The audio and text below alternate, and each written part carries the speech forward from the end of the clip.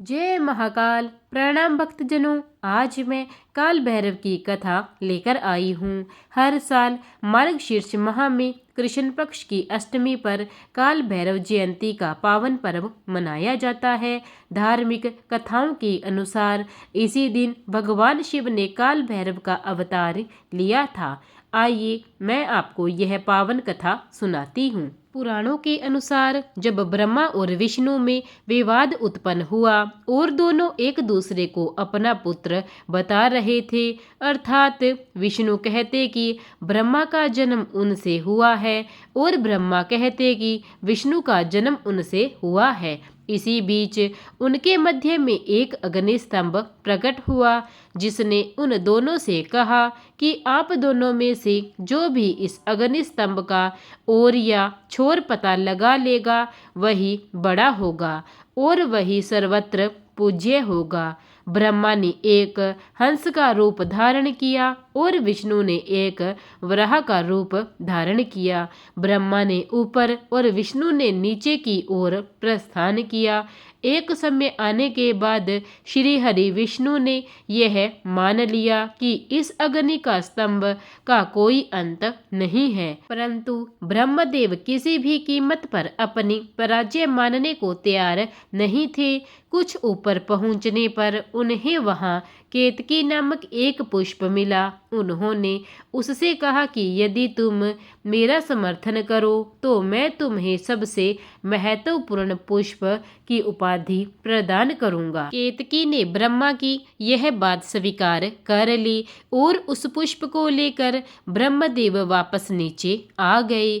जब उस अग्नि स्तंभ ने उनसे पूछा कि क्या आप दोनों में से किसी को मेरा और छोर मिला है, तो इस पर नारायण ने तो मना कर दिया, परंतु ब्रह्मदेव ने कहा कि हाँ मुझे मिला है और सत्यापन के लिए केतकी पुष्प को प्रस्तुत कर दिया। केतकी ने भी ब्रह्मदेव का समर्थन दिया।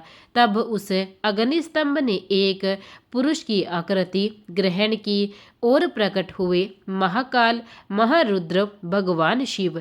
उन्होंने ब्रह्मदेव से कहा कि आप असत्य बोल रहे हैं और ब्रह्मा को असत्य भाषण के लिए कभी भी न पूजे जाने का श्राप दे दिया और केतकी के असत्य भाषण के लिए उसे अपनी पूजा में प्रयोग में लाए जाने से निषेध कर दिया। तब ब्रह्मदेव ने क्रोधित होकर भगवान रुद्र को अपशब्द कहना आरंभ कर दिया और स्वयं को सबसे बड़ा बताने लगे। उस समय ब्रह्मदेव पंचमुखी होते थे।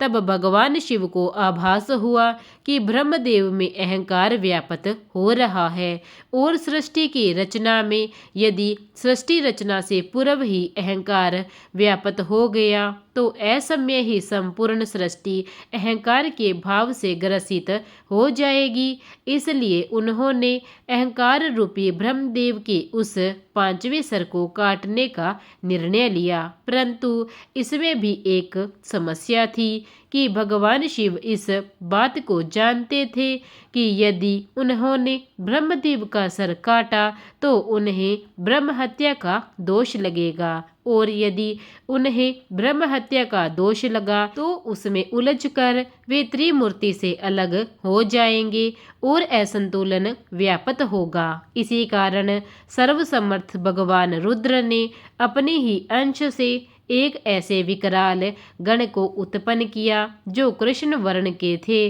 अस्थियों के आभूषणों से सुशोभित थे। उस दिन दिव्य पुरुष को देखकर और उनकी गर्जना को सुनकर ऐसा लगता था मानो लाखों भयानक काले मेघों ने जीवित रूप ले लिया और गर्जना कर रहे हो। उनकी जटाएं देखकर ऐसा प्रतीत होता था मानो असंख्य भयानक विषधर हो। उनके मस्तक पर श्वेत त्रिपुंड की 3 रेखाएं ऐसी लगती थी कि मानो चंद्रमा ने उनके ललाट पर सुशोभित होने के लिए स्वयं को 3 टुकड़ों में विभक्त कर दिया हो।